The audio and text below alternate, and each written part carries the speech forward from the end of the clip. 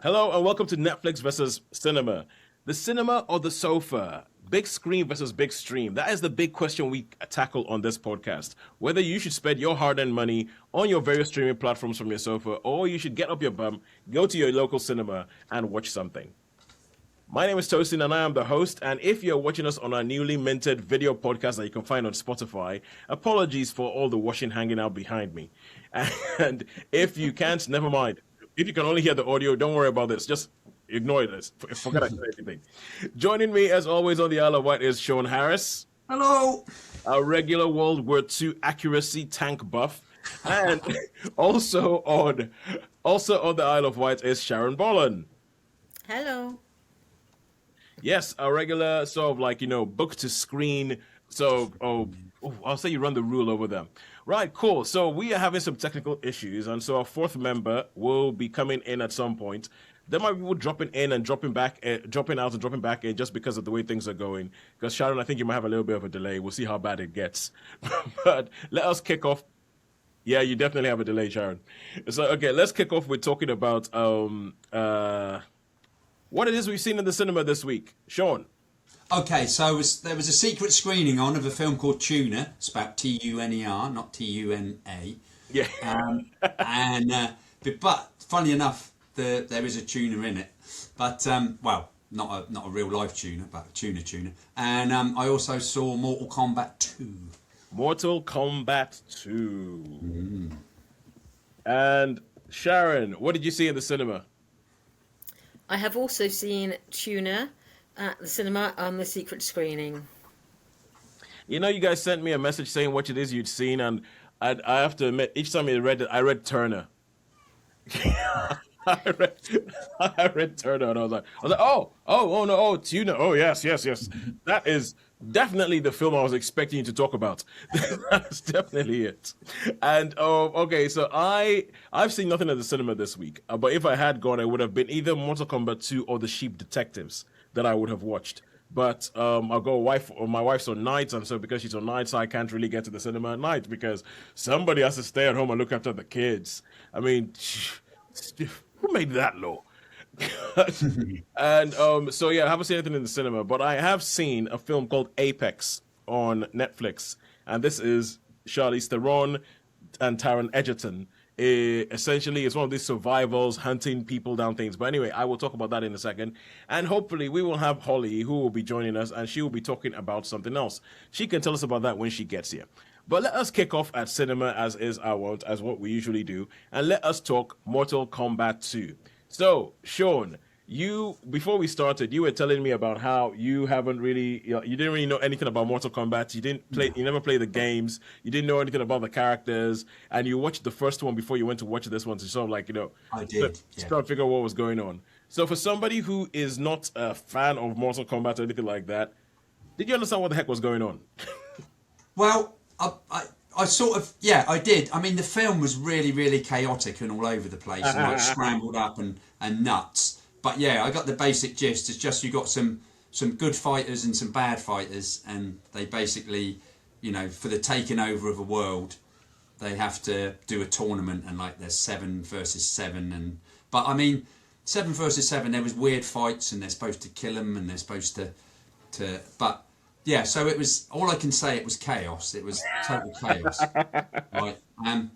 But I've got to be honest, it was maybe I like randomness and chaos, but yeah. It was just like people turning up in different places to fight all the time and getting reborn, and it was quite funny. So I'm going to test you on I'm going to just test you on 2 ones to see. So in this one, there's a girl with a staff that fires stuff. What's her name?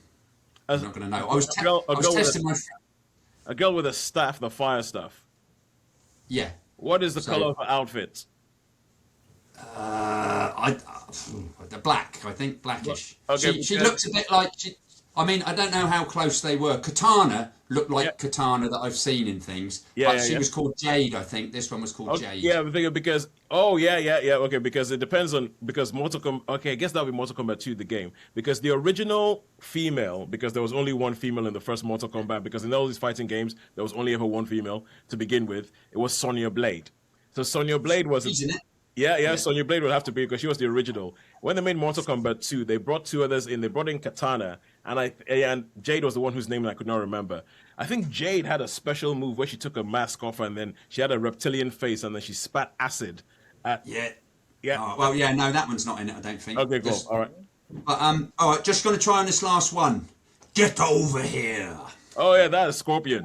That's Scorpion. That Yeah. is Scorpion, hands down. Because this thing is like because this is a film that was made for like my era. It was made for boys my age because it was kind of like that was what we go the whole song. Get over here.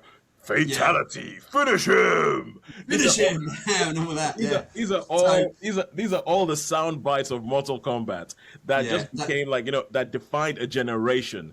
That you would have that whole thing, your button bashing, your all that. You had your Johnny Cages and your Sub-Zeros and your Scorpions and your Kanos and your Raidens, and it's So essentially, I think this film, right?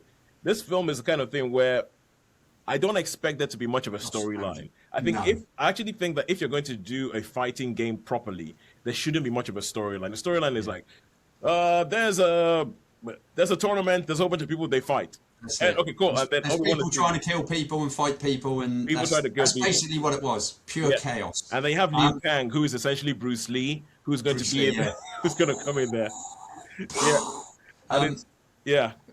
So anyway, so I saw the first one. I watched the first one before, and some of the characters recur in this, and I thought it was quite clever how they came back, how they were like respawned, I guess you would call them. Yeah. So they come back, and the one you were saying, Kano, is it with the eye that goes? Yeah, with the red eye, with mechanical arms. Yeah, he lost his eye in the first one, and then he comes back, and it's like. Okay. So he comes back. The second one was much better than the first one. So, really? I found this, not knowing what was going on and the chaos and it's stupid really. But I found myself quite enjoying this film, believe it or not. And I've got quite interested in some of the characters and their different traits and stuff. There's like a massive, big, chunky, like bloke with a big mask on. I forget, he's the real baddie. And I was quizzing Dan and quizzing people about it. And there's a lot of people that must, like you say, of an era that know it all, because I spoke to them. They goes, "Oh yeah, that's Liu Kang and that's Raiden and that's." So I just explained what they would look like. Yeah, because based on their looks, you should be able to tell. You should be able to tell who's who. Yeah. So total chaos, no storyline, lots of fighting, quite bloody. You know what I mean? Like there's one with a hat. There's one with a hat like a buzzsaw that goes. Yeah, that's what actually separated the original game from Street Fighter. Street Fighter was sort of like PG, beat 'em up. You're beating people up, and the original Mortal Kombat was just blood everywhere, and there's lots of that. And skulls being ripped out by bringing and taking their spinal cord with them, and people getting eviscerated, and that was Mortal Kombat was all about blood. Yeah, that was. This was a game for teenagers. This is a great moment to have rejoined the podcast. Hello and welcome back, Holly. Welcome back, Holly. It's been great. I enjoyed the spitting acid bit. That wasn't confusing at all. Yeah. They've got lots of different powers, these ones, but I think you're the one you were saying looks like Bruce Lee. Is he Liu Kang? That's Liu Kang, Yeah, he's like, he's our best fighter.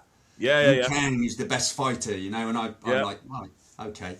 So, but some get killed and chopped in half, and like you say, all sorts of stuff. Yeah. That is violent. That is the game. The game was mega violent. The game was mega violent. Okay, cool. So, to summarize, you enjoyed this. I quite enjoyed this. Yes. You enjoyed this, even though this is something that you were not aware. You watched the first one, and if there was anybody who was a fan of the first one, you say this one is better. Go watch this. I think it's better than. Yeah, I think it's better. I think from a personal point of view, I found it because it's quite funny. Really, it's like a bit. I think it's the kind of thing that you have to have a sense of humor about. Yeah. You have to have a sense of humor, and I think Kano was like the character who in the first one they said he was like the one who was quipping and everything like that. He's Australian, isn't he? Yeah, he's Australian. Yeah. And so how many stars would you give Mortal Kombat? Okay, well I'm going to give this because I can't say it's a great movie or anything like that, but I quite enjoyed it, so I'm probably going to give it I'll give it just above a 3.25, I think. 3.25. Yeah, which is quite surprising because a load of people said, "Why do you want to go and see that?" But for me, I quite enjoyed it. Get over here. Yeah, well, the thing, I'll tell you what, right? If you told me that this was like, you said, oh, I can't say it's a good film. I mean, if you come out and you said, oh, I want to see Mortal Kombat, and oh my God, I think it's the best film this year, something would have gone terribly wrong. Something would have gone to, because I'd be like, okay, who made this film? Because they totally misread, they misunderstood the assignment. I think if someone was precious about it, I could imagine them being really, really like annoyed about it. If they were precious and they knew the thing, because probably, I mean, I don't know from that aspect. Like you, when you saw the Sonic, whatever it was, it sort of was like. Well, no, I think personally, I think it's hard. It would be very, very hard to be. The only way I would think you could get precious about this is if they just didn't do the video game. If they tried to do like, when they made Super Mario Brothers with Bob Hoskins and John Leguizamo. Yeah. You know how they essentially ignored everything about the Mario game and just kept the name, kept the look, kept the mustache, and then they came up with this whole steam. People are annoyed with that film because it was not the game. It was nothing like the game. No. But even with the new Mario movies, even though they are rubbish, even though they're rubbish, people are like, but at least it's the game. Right. So they're trying to put the game on. So I think because honestly, I think Mortal Kombat and Street Fighter that's coming up later this year, you cannot have massive expectations. That's not what these films are supposed to be about. What you want to see is people do your favorite moves from the game on real. You want to hear Scorpion say, "Get over here!" Yeah, I really like that. So I mean, I guess that's what amused me. As a good film, it's not a good film, but it was enough to make me enjoy it. Yeah. Which is daft, isn't it? Because you'd think I would hate it. I should hate it for the. No. I think this is the kind of film I could imagine you would like, because I would imagine that if they did it right and they made it with the right amount of irreverence, it could be a lot of fun. All right, cool. So now let's move on and let's move back to Netflix and Friends. And I am one of the dangers, or not the dangers, but the thing is I haven't figured out on Riverside, which is what we're recording on now, how to put a timer up on the screen. So you guys are just gonna have to trust me that I'm actually doing it, and trust me that I'm telling you that my 5 minutes are up, and I'm not just trying to stretch it. But kick it off now. I'm going to talk about Apex, and this is a film on Netflix. Apex, and it's a film where I think the basic storyline of it you've heard before. You've heard it before. You've seen it before. It is kind of like, if you've seen the film Hard Target with Jean-Claude Van Damme in it, you've kind of seen it. If you've seen The Game, if you've seen The Most Dangerous Game, where it's all about somebody decides that the deadliest prey to hunt is man, and decides, I'm going to hunt human beings. And the way this kicks off with Charlize Theron. You meet Charlize Theron and Eric Bana, and they are camping on the side of the Troll Wall in Norway, because they're trying to climb it and all that. And Sean, this gave me flashbacks to Everest. If you remember that. Yeah. At the beginning of this, it gave me flashbacks to Everest. So they're camping on the side of the Troll Wall. They're trying to climb this thing, and from that you get the idea that Charlize Theron is a bit of a risk taker. She's trying to do all this stuff, trying to get there. Eric Bana's Australian, she's American, and let me just say that it shouldn't be a spoiler what happens to one of them, in the fact that you might. Let me just say that in any of the what's the word I'm looking for? Any of the publicity stuff for this film, I'm going to switch off the camera for a second. Any of the publicity stuff for this film, there was no mention of Eric Bana in any of the publicity stuff. So take what you will. I'll tell you that the beginning of this film is a little bit like Cliffhanger, and that Eric Bana doesn't show up in any of the publicity stuff. You take what you will from that. But then the film cuts. Maybe he's just gone off on a nice holiday somewhere else. He probably did go on a nice holiday somewhere else. Yes, let's go with that. And so then it cuts to 6 months later. Charlize Theron is now in Australia. She's in Australia and she's driving around by herself, driving into somewhere that was called something like Wanbara National Park. I'm not sure if it's actually real or whether they just made it up for the film. But it's like one of these sort of wilderness places where you just go in, a bit like Yosemite in America, where there's just loads and loads of land and people just go there. And she bumps into some people and they're a little bit weird because I think Australia does lonely men in wilderness being really threatening to women very well for some reason. There's just something about when some guy shows up and goes "Oh, you're traveling alone?" They just kind of go, "Okay, that's a bit creepy." And so then she meets the Taron Egerton character, and he kind of tells her, "Oh, yeah, this is a great place to park. If you're trying to get over there, you can go that way. But if you want to go the scenic route, go this way and all that." And he seems like a nice guy because he's the only one who's helping her. He's the only one who's not being creepy to her. He's not. He's the only one who is that, like, where you think, like, essentially there's some of the men she meets and you fear for her life. But then, obviously, that cannot be the film. That cannot be the film that she meets this guy and Taron Egerton is the only nice guy. So she goes into the wilderness all by herself. Nobody really knows where she is. Her phone stops working because there's no GPS or there's no phone signal. And then she meets him again. But in the time between meeting and ominously at the beginning of the film, they've told you that, oh yeah, all these people have gone missing in the park in the last year. We never found them or anything like that. Then she meets him. It turns out that he essentially goes, right, yeah, cool. Long story short, he's like, I'm a psycho. I like tracking people. I'm gonna track you down. You have until the end of this song to get a head start, and then I'm gonna start hunting you. Oh, wow. And then that's the film. And it becomes a two-hander where pretty much the only people you see in the film are Taron Egerton and Charlize Theron. But she's quite an outdoorsy person, so she can kayak, she can climb, she can do all this kind of stuff.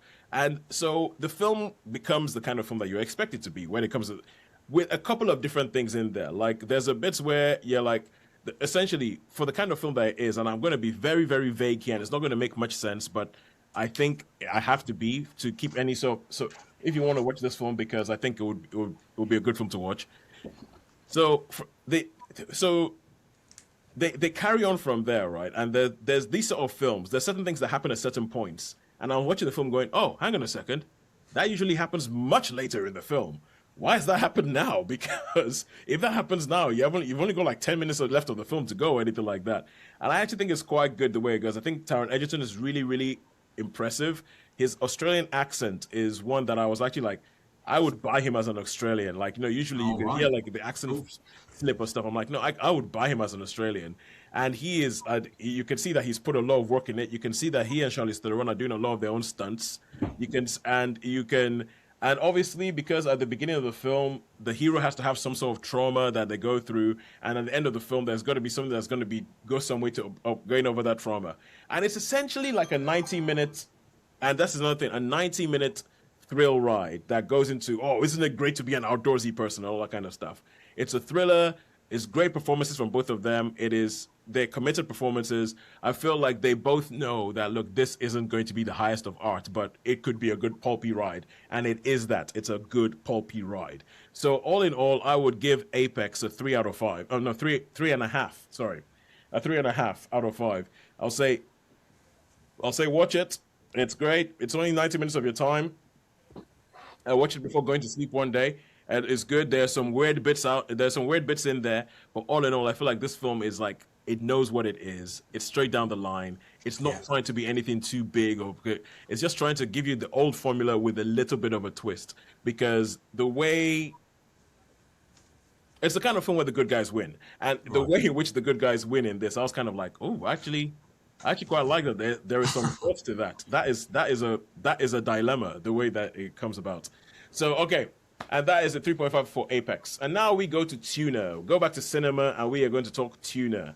And Sharon, you and Sean have had a good track record recently of managing to go to a secret screening and see a film that I have heard nothing about.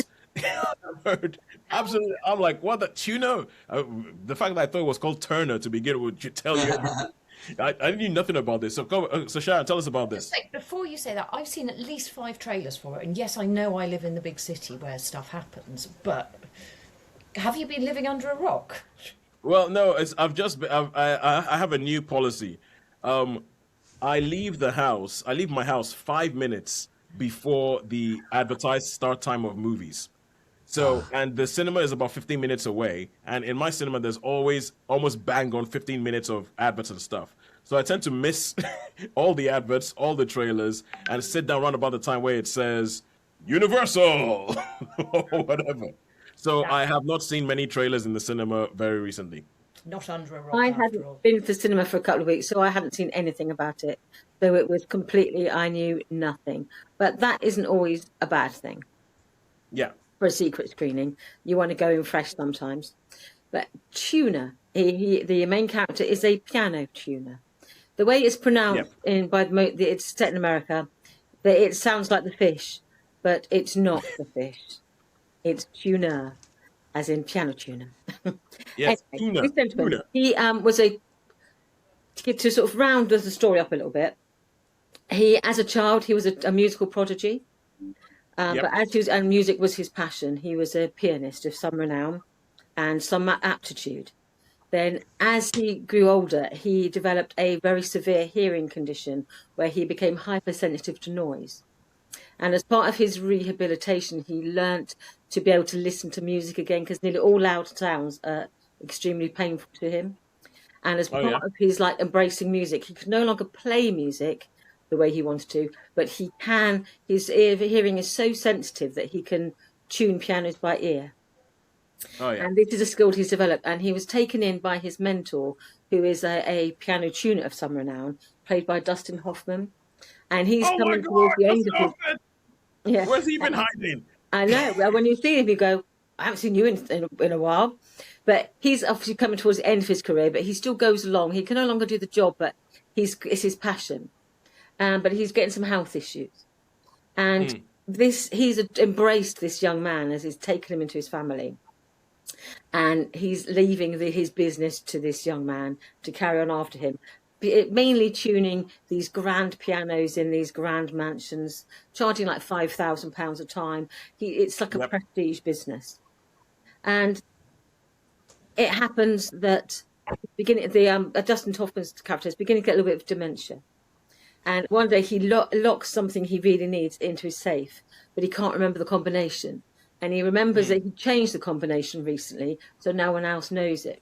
And so this guy takes this safe and he teaches himself how to unlock a safe by using his very sensitive hearing. He can hear those the tumblers sort of slot into place, so he can hear that. And he teaches himself through YouTube videos and this really hypersensitive hearing to unlock the safe. So this is an extra skill that he's developed. And then one evening when he's tuning a piano, he meets a group of, we think they're completely dodgy men, but they have an occasion where they need to get into a safe. And in order for them to shut them up, because they're trying to get into it using machines, make a lot of noise, he can't work with all this noise. So they say, well, you just got to wait, chum, unless you know someone who can crack a safe. So he then cracks a safe, and thereby he enters this world that previously was unknown to him, a world of extremely dodgy people and high-end crime. And there the story carries on. So you know that when someone who is largely innocent, because this condition has sheltered them from the world, so he's an adult man, but you can see that by the way he interacts with people, that having this hearing condition separates him largely from a lot of people. Yeah. And so he has entered this world rather naively, and he wants to make some money for other reasons, and so he gets drawn into this web that he then finds it incredibly difficult to extract himself from. Yeah. The second you said the film was called Tudor, you said this guy has a hearing condition and he's really hypersensitive. I was like, this is exactly where this film's going. This is exactly where this film's going. So, Sean, this sounds like, if done right, it could be a whole bunch of 90s fun. Yes, yeah. So yeah, it reminded me a little bit of Baby Driver with the hearing thing. I don't know why, but this film for me, I found it to start off with quite good. I really liked the way he started off getting involved, and you got like gangsters that are really friendly. Oh yeah, and then when people don't want to cooperate, some nasty things tend to happen. But so I was enjoying this until an incident in the film. Oh dear! I just do not think he did something that I don't think he would have done as his character. His character wouldn't have done this particular thing, I don't think. But all right, so and then from there, it's sort of. I mean, the gangstery bit was really good. But I don't know. It just sort of, for me, started off a really, really good film, and then gradually the last act was a bit, I don't know. Okay, Sean, right? I've been listening to a whole bunch of stuff about the Premiership because it's coming to the end of the Premiership and everything like that. And obviously, with the Premiership, they're always talking about managers losing their jobs and all. And they keep having this phrase that keeps coming up about Okay, sorry, that's 5 minutes up. But this phrase that keeps coming up, and it's about, oh, they've lost the dressing room. And I Yeah. always feel like with the film, she was like, I was enjoying it, and then I was like, oh no, oh no, this film was like the manager showing us like the dressing room, and it's just lost, it's just shown. He's gone, he's not coming back. You got to sack the manager now. So yeah, so I really enjoyed a lot of elements of this, but there was one particular incident, and we spoke about that, Sharon. And Yeah, I I would think call you it might like agree. a Chekhov's gun type incident where Okay. there's something that comes up and you just think that's there for a purpose, and it makes no Yeah. sense why Makes no sense. why having that particular thing makes no sense, because it breaks all the rules that they established at the beginning. It's like, no, this is what you don't do, and then he does that thing. So you can see, it was Chekhov's gun. He knew it was gonna go off later in the film. Later in the film, yeah. So, All yeah. right, cool. So Sharon, okay, so what were your thoughts on it? And then On go. the whole, I enjoyed it. I liked his characterization and the way the relationships developed. But one of the problems they had to solve was rising medical expenses. And whenever I see these films, I'm thinking, if you just moved to Canada, problem solved. You do not have to enter the life of crime. You can just try moving house, and then your problems are over, because this only happens in one particular country in the world where you're faced with these enormous medical bills. It's like, move anywhere else in the world and your problems are over. So I always have that little in my back of my head, like, that only happens because you live in America. This story, doesn't translate that, you enter into these desperate situations because you need to pay your medical bills.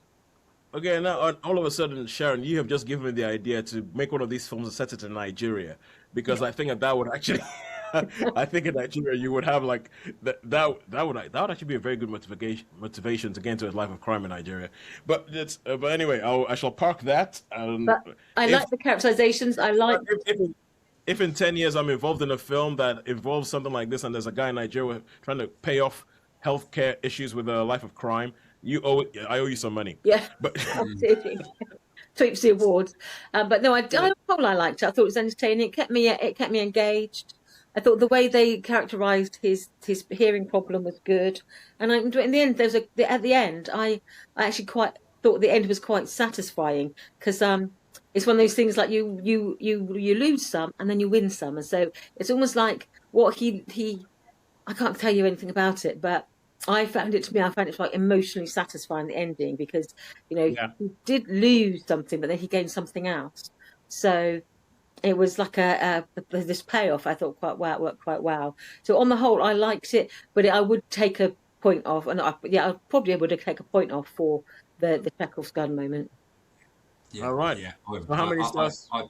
I agree with Sharon on that. I mean, I like most of it. I thought the characters and the air horns were quite interesting, but so I agree with Sharon.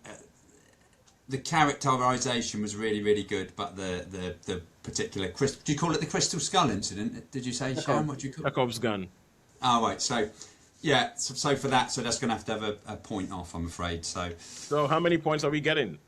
I'm going to give this one a straight 3. I'm going to give this one a 3.25 as well, probably. 3.25 for. Yeah, I'd probably go the same. I would, without this thing, I probably would have given it a 4. So I would probably go down to 3.25. I'm happy with 3.25 because it's still a good film. I'd still say go and watch it and enjoy it. But if there is this thing like going, that's stupid. That's obvious. Yeah, it's obvious. Don't do it. But I think on the secret screenings, on a couple now, we've agreed, haven't we, Sharon? I'm pretty sure we're very, pretty much, yeah. So good. I'm pleased about that. Yeah. So that must make it, if 2 people have got the same sort of thing, I think that especially because we have different tastes or whatever, I think that speaks really well for the film. Either that, or as you guys age, you're just sort of like getting closer and closer. We become like Harold and Hilda. I do have a funny incident about that, actually. Shawnee and he won't remember this, but I laughed to this very day. We went to the cinema and we had just arranged to meet there, and we were wearing like matching outfits. We both had the same colour trainers on. Our jeans were literally the same tone, and I was wearing a blue, and Sean was wearing a blue and white striped t-shirt, and I was wearing a pink and white striped t-shirt, but the stripes were exactly the same width. And we were sat next to each other in cinema, and I basically, every time I looked across or down or anywhere, I just laughed. Sean, you probably don't even remember it, but I remember this distinctly, that we were just like Harold, and we were like matching. Me in my pink striped t-shirt and him in his blue striped t-shirt. But they were literally, the widths were identical. They were like one seamless stripe going across the both of us. Thing 1 and thing 2, eh? Yeah, I still remember it to this day. Screen test signal or something like that. Okay. I just want to say, thinking of things though where we've found, sometimes we do all violently agree on a regular. Yeah. I mean, Sinners being a decent film. Yes. Oh yeah, Sinners is like the number one thing. Like when it comes to agreement, like Sinners, and the fact that Sinners should have won that Oscar, 100%. It's like I think we're all on that boat. Never have we agreed so violently. Never have we agreed so violently that the Oscars are a bunch of nonsense and should not be paid attention to. And we should just all enjoy Sinners for the masterpiece that it is. And that's this season's rant over. But now, Tuna. The question we ask ourselves now when we see something in the cinema, Tuna, do you think you should watch this in the cinema, or do you think you should wait until this shows up onto a streaming platform and watch it then? Probably, I don't know. It's one of those ones where you probably either or, I think. Yeah, I think it works both ways. I think you can enjoy it at the cinema because, again, you've got that immersive experience. You get the sound experience because sound plays a quite important part in it. At times it feels like white noise, and other times it's really crystal sharp.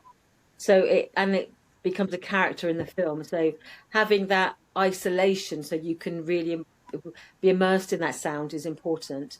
But I think for the storytelling, visually, you could watch it at home. But it's just that sound experience, which I think you'd probably get more from at the cinema. Great point, that is, Sharon. Great point. So I guess we're now going to have to say cinema. The other film where sound had been really important, but you didn't necessarily notice it, was Oppenheimer. Yes, that constant. There was just the sound, the immersive sound experience actually made a real difference to it. It was, and also that the zone of interest was the same. Yeah, that soundscape, wasn't it? A recent one that I heard of, which I didn't see the film, but Sean, you did, and I think it was another secret screening. It was a secret screen was Undertone, because that was all about the podcast and everything like that. And apparently the sound, they put a lot of work into the sound mix of that film, and apparently people said the scariest thing about that film is the sound. And it's like, but I guess that's one of those things. It's like, watch this in the cinema because it will be hard to get the same sound system at home. All right, cool, that's good. May I give a shocking reference to sound quickly? Is that in theatre, is that David Tennant's Macbeth, you have headphones so that they can achieve surround sound and you get different audio experiences with it, which is very interesting. It was like years ago. I saw it a couple of years ago. It's okay. All right, not cool. that it comes back occasionally, and it's absolutely superb. Well, and because of the headphones, the witches are just kind of all around you. It's amazing. Oh, it is not on in cinemas to the best. Stuff. All right. Yeah. So Netflix versus cinema versus theater. Netflix versus cinema versus theater, darling. Now, okay. And the other question is like Mortal Kombat 2. I forgot to ask you, Sean. Mortal Kombat 2. Would you watch it in cinema or wait for it to show up on the streaming and watch it the same way you watch Mortal Kombat 1? Cinema, I think. Cinema. Yeah. Cinema. Yeah. Hopefully, with a group of people who grew up on of, let's say, I'll say between 40 and 50 people between 40 and 50 who grew up with this game. I think go see it at the cinema because again you got a nice sound as well. You got the nice sound effects as well, and this is quite a lot of sound effects in this. You know, with get over here, get over here. I'd love that. Honestly, get over here. And in fact, Sean, the fact that you've mentioned that never having seen the game tells me that they kept something because get over here was the sound bite from Mortal Kombat. That was what everybody was saying in the playground. Everybody was saying that. And the thing is that I don't think there's not that many other sound effects that people did when they were making the special moves. Apart from Raiden. Raiden made a really, really weird one, which we all thought was like, hey! That's what, honestly, nobody knew what he was saying. That's what it sounded like. Honestly, go look up some YouTube videos of the first Mortal Kombat. Anyway, now let's move on to go back to home stuff, home viewing, and the final thing that we are going to talk about is the Pitt season one. Holly, I believe you saw this on HBO Max. I It is did. it is a TV show that has been released in America about a year ago, but took absolute ages to come to the UK. And it has already won awards. It's already on season two at the moment. And but I think that it made such a big deal that they kept it over until they launched HBO Max in the UK because this was going to be one of their big properties for people to go get HBO Max. So, Holly, tell us about this and tell us if the wait was worth it. Well, I'll start by saying that I now get HBO Max plus adverts free with my Sky subscription. Yeah. Otherwise, I would not have thought about investing in it. It would apparently cost £5 a month, $4.99, whatever. Yeah. I think they're going to do that for a while and then they're going to try and break away. That sounds entirely reasonable and as expected. But it's the same that I get with Netflix these days as well. So it's becoming Okay. more regular. Okay, Holly, I'm going to pause. I'm going to pause your time here just because we're going into a PSA that we should tell people that I think Sky are actually doing something that I think is quite a good deal because for £24 a month you get your Sky and your Now TV stuff, you get HBO Max, you get Netflix, you get Disney Plus, and you get Hey You if you want to watch the Kardashians ad infinitum. But it's but for that you get essentially 5 streaming platforms for less than £5 each. So if you have a whole bunch of these streaming platforms, it might be an idea to switch, which I think is what you're talking about because with your Sky thing, we're trying to bundle them all together. But I pay way more than that for my Sky subscription because I have all sorts of, film add-ons and stuff because heaven forfend I can't watch everything I want when I want it. No sport, obviously. But they keep adding extra things and I'm like, oh, that sounds fun. Thank you. And they get Paramount with it as well, possibly. that's how they get you. That's how they get you. It's why I spend too much time watching TV. All right, cool. So, okay, anyway, that was enough. Okay, so, yeah, PSA over. So, The Pitt. It is a medical series set in a hospital in Pittsburgh. It is somewhat reminiscent of ER on the basis that it stars Noah Wiley, who is not the same character he was in ER, obviously. He's all grown up now. Look at him. He's all grown up. He's got grey hair now and looks like a proper adult. Where he heads up the accident and emergency room in the hospital. It is it's as a friend said, it's a cross between ER and 24. Yes. Because each episode is an hour long and it features an hour in the 15-hour period in a hospital, and it is 15 episodes long, which is a bit of a shock these days, even by increasing series length. And it goes across the course of a day, a very particularly long shift where you have new starters, interns, maybe not quite doctors, settling in on their first day, a catastrophic incident, but also all of the minutiae and little details of the existence in a hospital. I am not a doctor. I have not worked in a hospital, just in case that wasn't blindingly obvious. Yeah. So I cannot comment as to its accuracy as to any hospital behind the scenes, let alone a US hospital, which I'm sure must be much weirder. Yeah. But Noah Wiley's character is a slightly damaged person who went through losing his mentor during COVID. He has all sorts of emotional scars as a result. So he's quite he's a relatable and realistic character where he's not all, shiny and perfect, but he's not completely dysfunctional. He just sort of experiences difficult situations and handles them in the ways that you would expect human beings to handle them. So it's a long series, but I've binged it over a small number of days because it really is compelling. Oh. I'd say well written, well structured, well thought through. I'm going to use the word "well" quite a lot, it seems.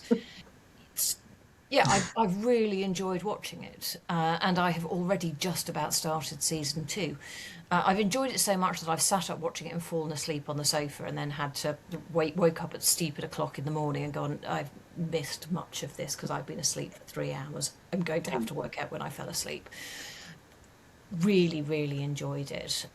It's got the good combination of a little comedy, but mostly just insightful drama with a hefty dose of tragedy, as you would expect in that sort of environment, but with some uplifting bits and all that jazz. But I'd really recommend watching it if you can commit 15 hours to yet another medical drama, and we've seen many of them over the years.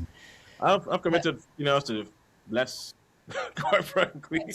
Well, quite as have I. I have to say I've really, really enjoyed it. I thought it's not transformative or anything, but it's genuinely well constructed, well thought through. So, Nice to see Noah Wiley back, because I've got no idea what he's been doing in the interim. so well worth the wait, you'd say. I would say well worth the wait, but if somebody can tell me what Noah Wiley's been up to, because I don't think I've seen him since ER. He's sorry. Go ahead, Sean. Yeah. I was just going to say, there's so many. I haven't really watched any hospital dramas. I mean, you got ER, Casualty, Ambulance. You just got, and I don't know which one's which. So Chicago Hope. I just know was Quincy MR or Quincy MD, whatever he was from the 90s. That was he was supposed to be a doctor, but he worked around solving crimes. Yes. Grey's Anatomy. Don't forget Grey's Anatomy. Oh yeah, Grey's Anatomy. I'm going to put Scrubs on there, Yeah. and I'm going to put my one of my new favorites, Doc, because I don't think we're ever going to get a chance to review Doc on this show, but I think it's perfect put on the background TV. It's a work of art when it comes to something that you put in the background. But okay, so how many stars? Sorry. My list, so I'm giving it 4. It's really good. It's really well done. I'm not going to go higher than a 4 because it's not going to change the world. I've given higher than 4 for things that won't change the world, I grant you. It's not without flaws, but I'd say it's genuinely very good. It's a solid 4, and if someone held a gun to my head and said you've got to give it a 4.5, I'd survive doing that. All right, cool, good stuff. So as to Noah Wiley is actually quite heavily involved in this. I think he's actually one of the writers on it. I think he directed some episodes as well. Yeah, he has written and directed several of the episodes, from what I remember. Yeah. So I actually sometimes watch some of the credits. And there is Didn't and he as to do a what science Wiley has fiction been- thing called Falling Skies? He did, and he was also in some TV show where he was playing a bargain basement Indiana Jones called I can't remember, something like The Collectors or the something like that, The Curator or something. Yes, I remember. It was a TV movie, then it ended up becoming a TV show. It was the TV movie was called if it was The Curator, it was The Curator, and then the TV show was called The Curators because some other people joined him, and it was The Librarian and the Librarians. Librarian. That's it. It's the Librarian. It's just I remember that being a thing. I've watched the thing. What is the thing? I cannot remember. It's the Librarian. That's it. And he did that. All right, cool. So before I give us some feedback that we've gotten on the podcast, shall I just ask a quick question of who do you think has won this week, Netflix or cinema? No. I think Netflix on the 4 Yes. that Holly came. Yeah. Yeah, you would be right. You would all be right. Well Netflix. done, Pitt, for Netflix pips it on the 4. Netflix pips it on the 4. All right, cool. So, well done, Netflix. Yay, yeah. Have some plaudits. Have some flowers. Anyway. So on Instagram, there's a guy called Marcus who I think tracked us from Twitter and tracked us from Twitter, found us on Instagram, but he actually got in touch with me a while back going, are you guys no longer on Twitter? And I was like, it's still there. We just don't service it. So we get more interaction, engagement on Instagram. So we moved with it there. And to show you that he actually listens to the show, this was shortly after I posted last week's episode. He said, just heard you talk with Holly about the release schedule on different streaming platforms. Because last week, Holly and I were talking about how you have things that are released one a week. Yeah, and how we can, when you actually want to be like, no, just give it everything to me now, whatever that. And he's talking about that. And he says, I think the schedule. Oh, but if you're looking for him on Instagram, he's called Regarding Bond, regarding_Bond, because he started doing in his words, started doing a podcast about Bond movies and everything like that. But it's just like doing a podcast makes you realize that it has been ages since we've had a Bond movie. I think he says something like only had, there's only been one Bond movie in the last 10 years. Wow. Yeah, Really? yeah, but it's there's only been I know. I am now, by the by, hello, regarding Bond. I'm literally looking at you up now, and I am starting to follow you. Thank you very Okay, much. so regarding regarding underscore Bond on Instagram, and he's talking about the release schedule. He thinks, I think the schedule should be based on the type of storytelling. When the episodes are self-contained, it doesn't matter if they release one per week. But when it's a continuous story with a cliffhanger, then I lose the momentum if there's a whole week in between episodes. Yeah, and I have to admit, I mean, there have been shows that I have, Yeah, like you months did down the line. YouTube. Yeah, months down the line, I've gone, hang on a second. Oh yeah, I was watching that. And they have to It's sort of like The Boys. I've got 2 episodes left, I think. Yeah. There's one tonight and one next week. yeah, the boys, because they were doing that one weekly as well. They were releasing Yeah. those Yes. weekly. This is where Sky comes in handy because it manages to track the 250 million platforms you're watching things on and will say, finish watching, follow on, or whatever the word Yeah, is. yeah. Yeah. So when you've completely forgotten everything across, 7 different streaming platforms, it goes, It oh, does it all in a row. Yeah, mine does that. I've started watching Widow's Bay, which is a weekly episode thing on Apple. So On Apple I'm TV, looking yeah. forward to how that progresses. I'll add Now- that to my list. Thank you very much. Essentially, we will see if you come back and tell us about that in about 5 weeks' time, or if we hear about it next year because you forgot about it because of the weekly thing and there's too much stuff going on. Was I watching Widow's Bay? Oh, I That's was. with your life. So, okay, until next week, if you, like Regarding Board, want to get in touch with us and talk about anything that we have spoken about in the show, we are Netflix vs Cinema Pod on Instagram, Netflix vs Cinema on TikTok, Netflix vs Cinema on Facebook, and Netflix vs Cinema on YouTube. Please get in touch, see some of our stuff, let us know about us, let us know what you think about my fetching laundry in the background of my shots. Very glam. Just Oh, saying. thank you. I'm living the rock and roll lifestyle here. And until next week, it's a goodbye from me. It's a goodbye from me. It's a goodbye for me. And a goodbye from me. Thank you very much for joining us.